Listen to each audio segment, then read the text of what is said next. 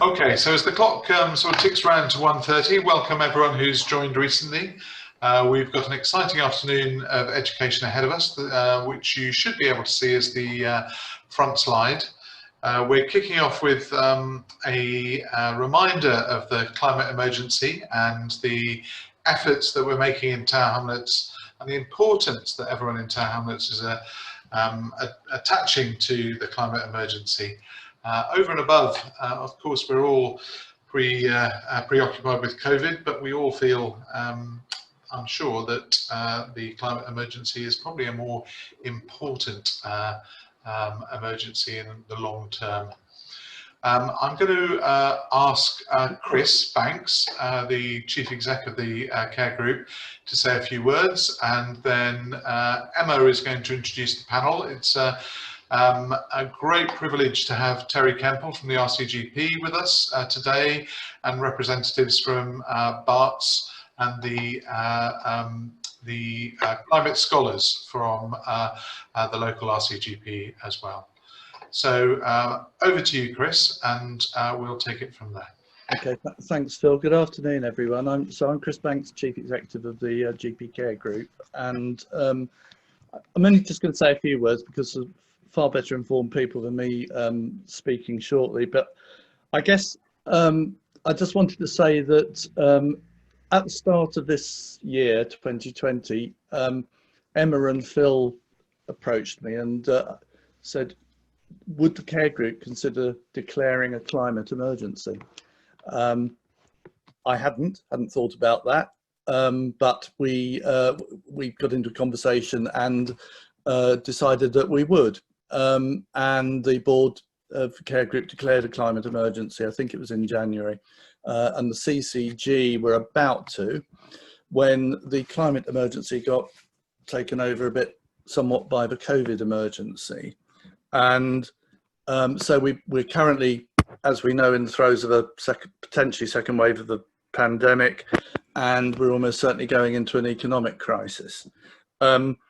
We have a societal crisis. We've had the Black Lives Matter issues, which have really highlighted I think the dislocation of our society. It's brought into being, the sharp relief, the inequalities in our society. And if you add to that, and I don't mean this entirely flippantly, but a plague of locusts in Africa, which is the worst that they've had for absolutely years, it kind of feels like the four horsemen of the apocalypse are kind of riding high in the sky at the moment and coming to bear. As Phil says, of all these issues, by far the greatest worry for me, and I'm sure for everybody here, is the climate, the sustainability of our planet. If we can't get that right, then frankly, everything else goes out the window anyway, because we don't exist. It's one of the most pressing things, and it's not getting enough attention. It's not getting enough highlight. It is at the root of pretty much all these other things that I have just mentioned. We have not focused on it. Were we to get ourselves back into a more sustainable future, I'm absolutely convinced in doing that, a number of the wrongs that I also feel are around will be righted. So I think this next part will be very interesting, hearing from people, as I say, better informed than I am, about it. What can we do in our sort of small way here in Tower Hamlets, and what can we do essentially to save the planet and save ourselves? Thank you, Phil. Okay. Great, thanks. Emma, would you like to just introduce our panel, and then we'll play Terry's film? Yeah. Okay. Yeah. Deepa, could you just say who you are? Hi, my name's Deepa. I'm a GP in Hackney, and I'm also a clinical lecturer, mainly with the third year medical students at Queen Mary University. Yeah, looking forward to this session. And you're an RCGP North East London Sustainability Scholar, as am I. Yeah. Okay. Anna. Hi, my name's Anna Moore. I'm a respiratory trainee, although I haven't been actually doing any respiratory medicine for a couple of years now because I've been in education. And I work at the Barts Health Education Academy based at the Royal London, and really keen to be getting kind of climate change and sustainable healthcare messages to everybody. So my job is undergraduates, but with a remit that I can be talking to anyone. My boss says it's okay. And I've worked quite a bit with Deepa as well already, so it's a pleasure to be here. Thank you. And you're also a member or a leader of Green at Barts as well, aren't you? Oh yes, that's right. Green at Barts is thank you. Green at Barts is a staff group doing kind of pressuring our management at Barts, and we're really keen to link across with to primary care as well. So anyone who's interested in joining, very welcome to. And Rachel, can you speak, Rachel? I can, yes. I've got my Wi-Fi sorted. Hello, everybody. Sorry. So I'm Rachel Parker. I'm a GP. I work at Wapping Group Practice, and I've been working on a project within Tower Hamlets to try to empower health professionals to be able to talk about air pollution with children and families in Tower Hamlets, particularly more vulnerable children, such as those with asthma. And hopefully, Claire, I'm just going to say that Claire and I will be working with the care group, hopefully working on all these issues. Terry, could you just say who you are and then we'll play your video? Is that all right? Thanks. Yeah, sure. So I'm Terry Kemple, mostly a retired GP in Bristol, and the RCGP's lead for sustainability, climate change and green issues, and also lead on the Green Impact for Health toolkit, and the video will explain the rest. Okay. Right, Ekramil, are you okay to play it? Thank you, everyone.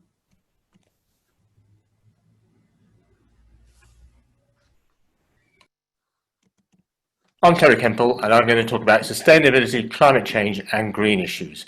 Why are they important, so what, and what now? I have no conflict of interest, and I'm not a climate change expert. The what? Why is sustainability, climate change and green issue important? It's because we want to live in a world that's healthy and sustainable for everyone. We know that if we want to do that, we need to limit global warming to 1.5 degrees C within the next 10 years, and carbon dioxide emissions are going to have to fall, and we may need to find a way of scrubbing excess carbon dioxide from the atmosphere. And none of that's going to be easy. We know that there are great risks associated with climate change, flooding, health and well-being, shortages, damage to natural capital, food production, and new and emerging pests, and so much more. The risk on human health from climate change is well established, and this graph shows everything that's been happening, the weather events, the atmospheric carbon dioxide parts per million, rising carbon emissions, increasing global temperatures, all the various conferences, and the increase in renewable energy productions. But for many, it can seem a little bit like this, that for many years we've been talking about this, but even by now, 2019, 2020, not much has actually been happening. And this is obviously very frustrating, which is why Greta Thunberg and Extinction Rebellion have become much more active, and they have raised public awareness greatly in the last 18 months, 2 years. The Pope puts it like this: God always forgives, we forgive sometimes, but nature, she never forgives. So why is it so hard to talk about climate change? Well, I don't know what it's like for you, but I only got involved in this in about 2014. That's when Bristol became Green Capital of Europe. Prior to that, I felt guilty, but I didn't want to do in my practice. I wasn't really particularly surrounded by others who were very supportive. But when Bristol became Green Capital of Europe, a number of us got together, and we are self-identified about the problem and decided to do something about it. So that's why we came up with the Green Impact for Health toolkit, which is the answer to the problem, what should I be doing in my practice? We're lucky because many of the things that we can do to mitigate against climate change are actually good for our health anyway. For instance, active transport reduces air pollution. So we need to be mitigating, and we need to be adapting. Mitigating is so that we can avoid the unmanageable, and adapting is so that we can manage the unavoidable, because some degree of climate change is inevitable. But we know it can change. The COVID pandemic has shown us that. But the COVID pandemic is just a regular pandemic in the sense that we've had 9 potential pandemics in the last 20 years, and we'll probably have another 9 in the next 20 years. But they do come in cycles, whereas the changes that will come from climate change will be much more severe and much more long-lasting and difficult to reverse. So what's the weather forecast going to be like for Tower Hamlets? Well, in this part of the world it should be warmer and drier, but warm air can contain much more moisture, so you can be getting a lot more heavy bursts of rainfall. With increasing heat, although 30 degrees is a sort of alert threshold, more deaths will occur at less than that, because we'll have many, many more days between 23 and 30 than we will have over 30 degrees centigrade. We'll also be having floods, and this is the picture of a Tower Hamlet risk of floods at the moment. This can only get worse. And at the moment, we know that 7.5% of practices in the country are at risk of flooding, and 11.5% of hospitals are at risk of flooding. And again, this will only get worse. Another aspect of floods is it will be quite unevenly appreciated, because of the quarter of the people living in socially vulnerable neighbourhoods who are at risk of flooding, over 50% of those in England live in just 10 local authorities. So it sort of makes you stop and think. So what can you do in your practice? Well, you can change your energy supply to a renewable and use less energy and reduce your carbon footprint. Very easy to calculate your personal carbon footprint. Only takes about 10 minutes. Then you can decide what you're going to do about it, and you can offset your ongoing and past carbon dioxide emissions quite easily if you want to do that. You should also be thinking about checking your carbon footprint in your organisation. A bit more complicated to do, but it's the only way that you're going to bring it down. If we look at the NHS, the supply chain in the NHS accounts for 65% of our greenhouse gas emissions. So if we take pharmaceuticals as an example, then you can see that in manufacturing and processing, packaging and sterilisation and transportation, that's where all the greenhouse gases come, and actually prescribing and disposing of them is less of a problem. So the only way we can combat that is to get manufacturers to have lower carbon footprints and actually also not to overprescribe. If we take pharmaceuticals out, then the carbon footprint of general practice is made up of these. This next slide shows it a bit better. Mostly patient transport and staff travel. Clearly, the COVID pandemic has already reduced that dramatically, and we need to continue to work on that to make sure that we are avoiding unnecessary travel. The next thing we can do is think about having a green impact prescription. It's where we get in the habit of saying it's good for you and it's good for the planet to ourselves and to the patients. For example, social prescribing, so that we can give patients simple actions relevant to their daily life that have a positive impacts on their health. After that, we should definitely be looking at inhaler prescribing. If you remember a minute ago, I showed that for most pharmaceuticals, it was in the manufacturing where they had their large carbon footprint, but it's not the same for inhalers, because with inhalers, the propellants in meter-dose inhalers are halocarbons, which are F gases, which are much more potent greenhouse gases than carbon dioxide. So most of the greenhouse gas comes from using them and disposing of them. So doctors, we should be reducing meter-dose inhalers, changing to dry powder inhalers, and we should also be telling our patients not to dispose of their used inhalers in domestic waste, because the gases will leak out gradually into the atmosphere, but to return them to the pharmacy where they'll be incinerated, and that will destroy the F gases.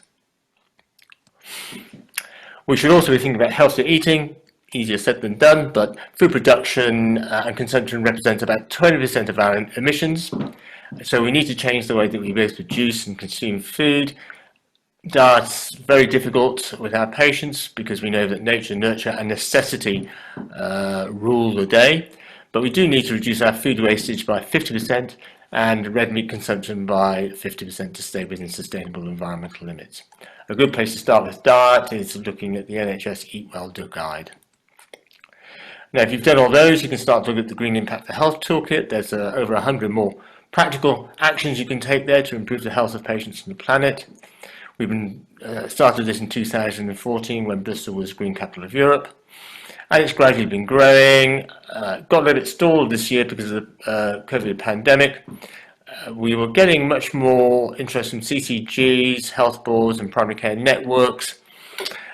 Each summer we rewrite the toolkit, and we're now developing it into a pathway to zero carbon by 2030. So how can you do that? Well, if we look at a 10,000 patient, 10 GP practice, then this is a sort of pathway of how you can gradually reduce your carbon footprint over the next 10 years. But what we really need to do is choose to act. We can no longer say we don't know what we're doing to our planet. But we don't want to be pessimistic about this. We don't want to have environmental grief, climate depression, eco-anxiety, futilitarianism, or just become a doomer. Christiana Figueres, who is a mover and shaker at the COP21 Paris Climate Agreement, argues that the only way you can save the planet is with relentless and stubborn optimism. So that's what we need, relentless, stubborn optimism. But we do need to choose to act. I'll be happy to answer any questions as they come up. Thank you. Thanks very much, Terry. That was a whistle-stop tour through the major issues. I think if I had 3 adjectives to describe Emma as my partner, it would be relentless, stubborn, and optimistic. So that's a wonderful introduction. Emma, how would you like to be all 3 of those in the questions? Yeah, thanks. There's no questions down the side. So does anyone want to ask? I've got a question for you. I think if I was a GP in a practice, or a practice nurse, or if I was a practice that was new to this and was coming completely new to it, it's all a bit overpowering. What would you think, Terry or Emma or the rest of the panel? What's the most useful first steps you can make on this journey? So it's a common problem, and certainly at the moment where general practice is essentially, challenged, overwhelmed. There's so many things going on. How do you find time for all this?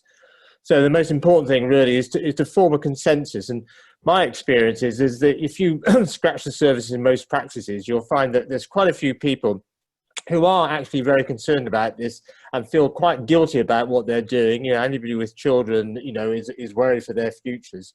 And the first thing you can do is to really ask, what are we doing? Can we do anything differently? And you can always do something differently. So that's the question. What are we doing now? Can we do anything differently? Thanks. So it's a bit like sort of baby steps, really. And the more that you do, the better you feel about it as a group. I think we found, certainly in our practice. And I think we've also found really that the toolkit allowed us to identify areas that we could work on without making people feel guilty, or just talking about it identified some areas. There were some very quick wins for us around energy and energy suppliers, for example, and waste. I don't know, Emma, if you want to. I can see Deepa. Have you got your hand up, Deepa? Why don't you come in?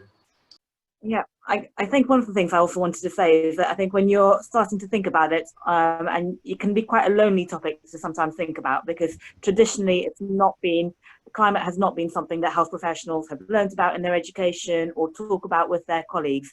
But actually, we're learning more and more so about how vital looking after our planet and our climate and our ecology is towards our health. And there is a growing network of people who really are very passionate about this, and there are ways forwards. So I guess if you're interested in it, but not really sure where to go, is to try and start talking about it. And there are groups, there's the Health Declares an Emergency group, which Terry had a link to the slide of, which have a huge wealth of resources. I've found that being involved with Doctors for Extinction Rebellion has been a really inspiring journey for me, and met some wonderful like-minded people who've really helped stretch my thinking and helped you towards feeling that you're going to contribute to a more positive future. So finding a network of people to move forwards with, I think, is really key. Jubilee Street signed up for the Green Impact Toolkit. Claire or anyone, I don't know if anyone else from JSP is on as well. But what were your first sort of steps or found useful? I think just kind of thinking about it as a practice and just kind of basic things like remembering to turn off lights, who was actually sorting out the waste, were we actually putting food waste in the actual right places, really considering those things.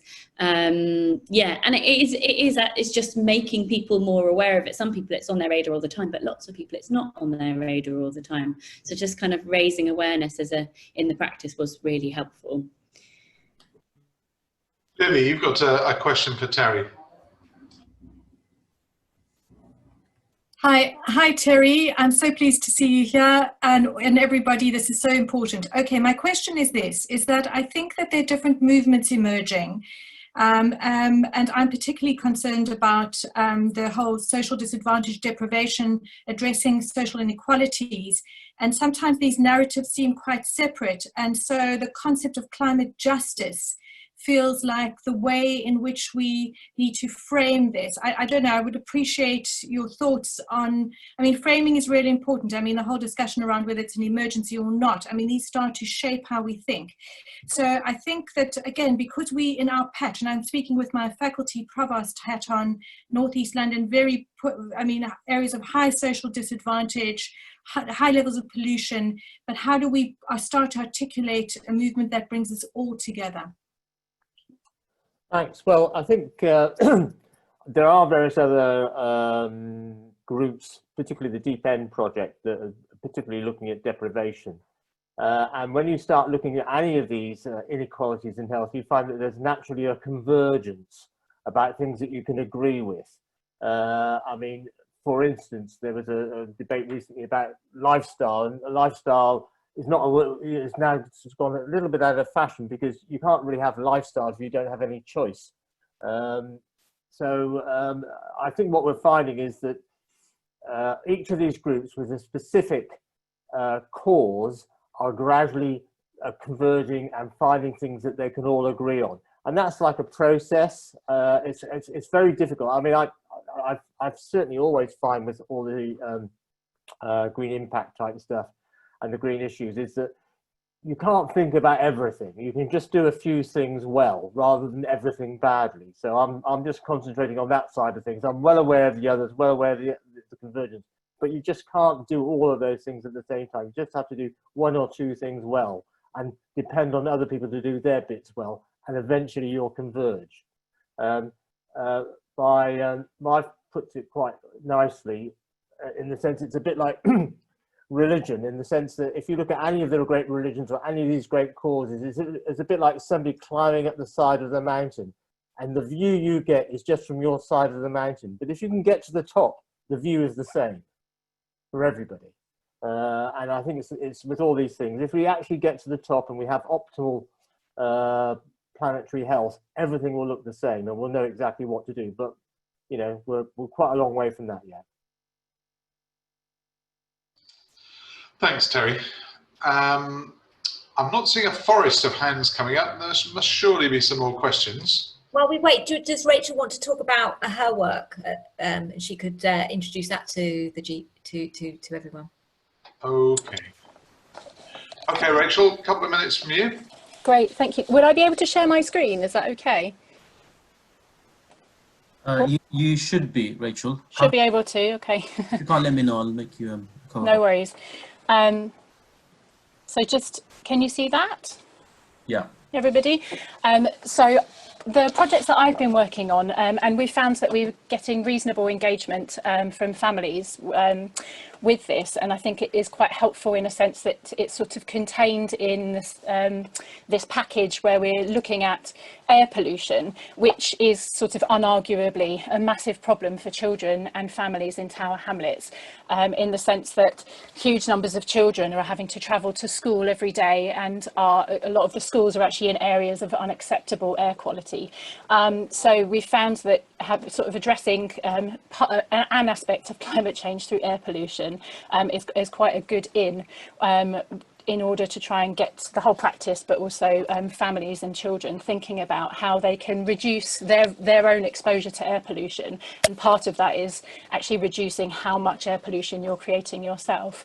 And we just launched this resource last week, and you can find it on EMIS. It's in the children's asthma template, and it's also available just under documents. If you just put air pollution and it's there. It was designed as part of the CCGQI to try and reduce asthma admissions to A&E, and so it's designed really around, and it was co-developed with children and families in Tower Hamlets, and it's really designed to be a user-friendly resource with 5 key actions that the families can take in order to reduce their exposure to air pollution. So we've got these 5 key actions on the front, and then the format is quite familiar, particularly to children who have, and families where there's somebody who suffers from asthma, because there's a little air pollution plan at the end. And the idea of this is that it's not a one-size-fits-all. We were talking a bit about deprivation and about the differences between families. For a lot of families, it's just not an option to leave your car at home. It depends on where you're living. It depends on the safety of being able to travel. But for some families, it will be possible to travel more actively. But for those who need a car, then perhaps just making sure that you're not idling will make a big difference, or not driving for the whole journey. So I think it's just really, it's a really helpful resource, and I think it should, like we've all been talking about, these sorts of issues need to be further up on our agenda, and asthma is a major problem, particularly this month, and air pollution for children in Tower Hamlets is a huge contributing factor to their asthma. So if you can use this resource, that would be great. I think it's going to hopefully make a big difference to families to have some really practical advice about really simple things that they can do to reduce their exposure. And if anybody wants to find out more specifically about this project and how to use this resource, and also just more about air pollution and the health impacts of health pollution, we've got an event which I think Equimol has just put up on the list there. Sorry, on the chat box next Tuesday. So if anybody's able to join us for that, then that would be wonderful. And just one last thing, if you do attend the training, you get CPD points, you get a certificate. So just as another little incentive. Thank you very much. Like a certificate. Good. Okay. So Anna is asking if it's open to secondary care providers as well. I'm sure you'll welcome anyone who's in Tower Hamlets to come along. Absolutely. Everybody's welcome. More than welcome. Grand. Okay. So I'm just going to stop that screen sharing. Thank you very much. Anna, if there are no questions, do you want to tell us a little bit about Green at Barts and things? Yep, I've just spotted a question about the manufacturing and supply chain. While Terry's here, just because that's come from. Yeah. So Terry, a question's come in on the chat from Grace. Grace, do you want to ask that question yourself? You can unmute yourself and speak.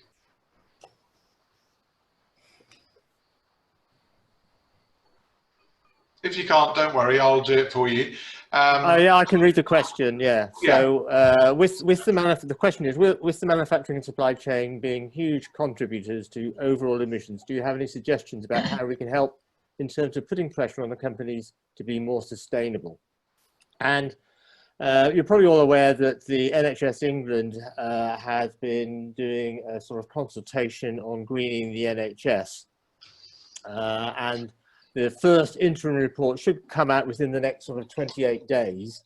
And they will also, in that, be putting pressure on the manufacturers to reduce their carbon footprints. So clearly, individually, as GP prescribers, all we can do is optimize our prescribing, which clearly, we can always improve on. But the pressure on the manufacturers has got to come from the main purchaser, which is going to be NHS England, and they are preparing to do that on our behalf. Anna, are you waving or wanting to? I was waving just because I think quite a large part of the kind of prescribing issue is also that our attitude to healthcare is that we give people medicine, and that's our jobs. And certainly I kind of get that from colleagues, and I think some of what we need to be doing as this kind of whole movement is persuading people that the way we've kind of done healthcare is that we wait until there's a problem and then we fix it with medicines. But actually I think a lot of the things that are bad for climate are the things that are bad for people, so inactivity, eating lots of red meat, all those things that we should be doing anyway.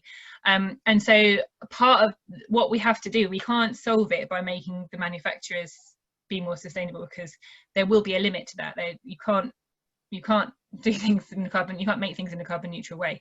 We have to do other things. And also the kind of actions that we get through when we're doing social prescribing, for example, as an alternative to medicines prescribing, is potentially climate negative. So if you're persuading people that gardening is a really good idea, planting trees, all that kind of stuff, you get exercise, you also plant trees. That was my 2 pence worth. Shall I talk about green at Barts quickly? Do you want, or is there more questions? Sorry.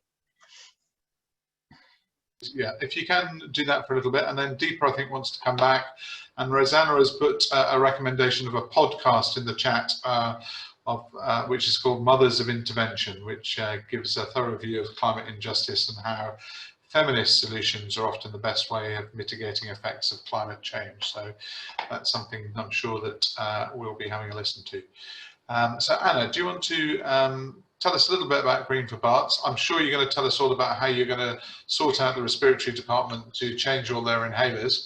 Have a go. And well, I think just on Rosanna's point, I think the intersectionality of all this stuff is a really important point to remember, isn't it? And hopefully that's what we're trying to do that at Green at Barts, is kind of make sure that it is fully kind of like open to absolutely everybody. We're not doing that well with it so far. We've got lots of disciplines on board, but we need to get other we need to make it much more diverse, and really making sure that that's what's kind of like what it's there for. So the aim is that we have input from everybody in the trust, every single member of staff feels empowered to kind of, if they've noticed a problem, to take it to the chief executive level, which we've done. Like it's amazingly empowering to do that. We went and met them and said, look, we should be declaring a climate emergency, we should be making the new Whips Cross Hospital a carbon neutral hospital, and they listened to us and got us involved with the people who are designing the hospital. We inputted into the choice of the architect led design team.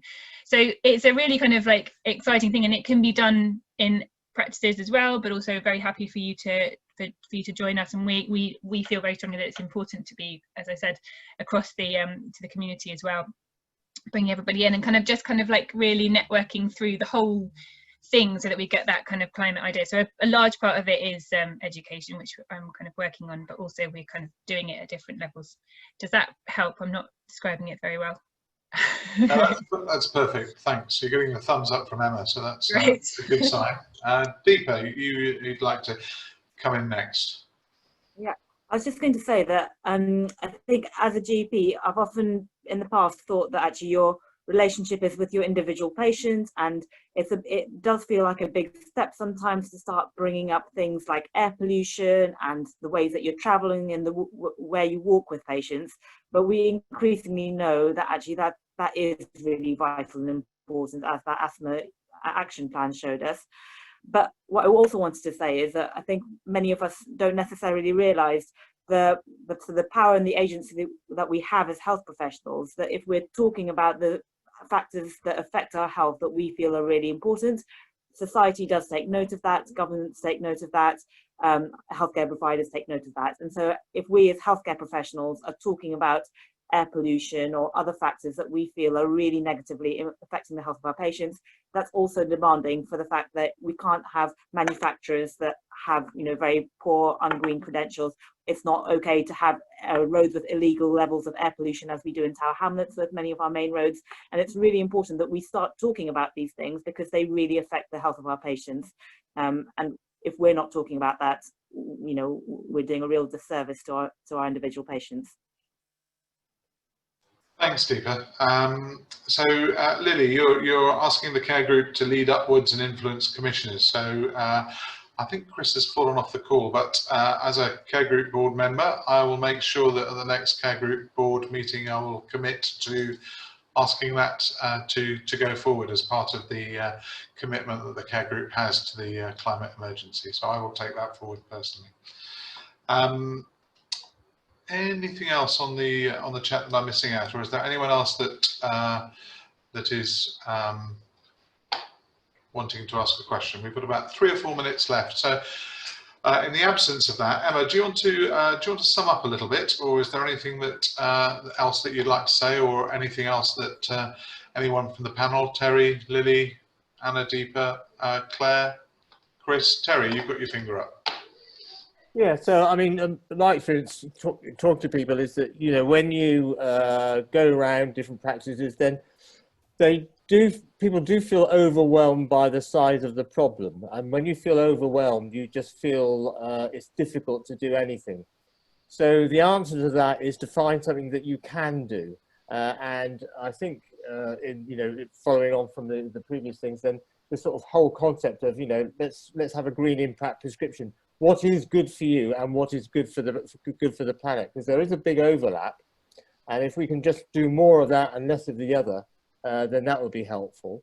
And then if you ask around your practice teams, you'll find that people, you know, that there are always people within your teams who just need to be empowered to do what they need to do. There are people in your teams who will be asking themselves, why are we using all these, you know, well, all these disposable single-use gloves? Why are we doing that? There will be people, why are we putting all this rubbish in the one bin? Why are we, and just finding those people, but they are there. You just have to sort of ask the question and give them the power to actually say, to feel that they can question what's going on. They're already there, so we need to use them. Yeah. Thanks. I guess I'm getting a text through actually from Dev, who's asking about some extra information or real life experiences on that, and he's asking you, Emma, to talk about your own experience in driving change in the practice. Okay. Yes. Well, we signed up to the Green Impact for Toolkit, and that was very useful. It does feel, Terry, I know, because I fed that back to you, that it feels sometimes overwhelming. But, you know, just changing to fair trade tea bags was the first thing that we did, and it created a debate. I think we discuss it probably in every practice meeting to some degree or other. We have changed energy providers. That's a fairly easy thing to do, and that's quite impactful. We're endlessly discussing inhalers, and we'd really like some stronger leadership on this. At the moment, we've just created our own policy within the practice. We've sorted out the waste. We're lacking a compost bin. We need to get one of those filled. But we have divided the bins. PPE is a massive issue, but there are some national there's some people who are really interested and passionate and trying to sort out sustainable PPE. If we were all shouting for it really loudly, that would be great. I think COVID feels just like the overwhelming issue at the moment. But, you know, roughly air pollution has killed as many people in this country as COVID has. And we really have to put it in perspective. This is massive. This is the issue, and we just need to focus on it, even though there are very, very, very strong powers pushing us not to, because it's in a lot of people with a lot of money, companies that are keeping the government where they are in their current policies. So we have to push for it, push for change, really. And as health professionals, we have such a loud voice, and so it's really important that we use it both within our practices and beyond. That would be my plea. Kenny's offered to help with a bit of a website within Clarity, so that's great. So we'll share some of Terry's resources and anything else, because I know there's loads of people who know loads more than, you know, us. So please just feed in, stay in touch. Yeah, that's my sort of summing up and summary of little bits and things. Thanks. So Nishal is asking about, is there a starter checklist for practices to get going when they're starting from a baseline, from the ground level? I think probably there isn't. but the greener practice thing gives that template to start. But maybe locally we can give examples of those practices that have signed up of what we did, and certainly your explanation of the tea bags. So if anyone has, I don't know if there are any receptionists on the line today, but they have very strong feelings about what tea bags are the best ones. And we got into all sorts of trouble by trying to change the tea bags overnight to Clipper from PG Tips. But in fact, when we did a blind tasting trial of a number of different tea bags, the Clipper ones were the best. Probably more importantly, it's just created a debate, really. So, yeah. Trying to make it fun along the way, I think, is the way that we've managed to get going. So last question, last point from Terry, and then I think Ekron will have my guts for garters if I don't finish at 2:10, and Isabel will as well, I'm sure. Just to say that we review and rewrite the toolkit every year, and we're just actually in the process of doing that at the moment. So we take all the feedback and try and make it a lot easier.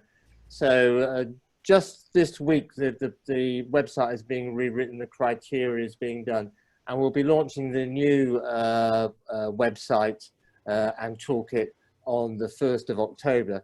You can download currently, though, the new criteria from the existing, from the toolkit that are there. And you can choose the things that you want. You know, we're trying to make it easier to use. So you can choose whether you want to look at energy, communication, quality improvement, social prescribing, whatever, so that you can just do, to make it, you know, how do you need to elevate in small bites, really, so you can get the bit that your practice wants to do.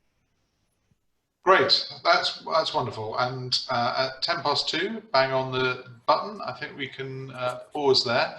And just like Rachel was saying that everyone, or I was saying that everyone loves a certificate for attendance, actually when you get through your bronze award for greenness, it really does feel quite special when you get the bronze award. It's a bit like swimming, I guess, isn't it, going back all those years.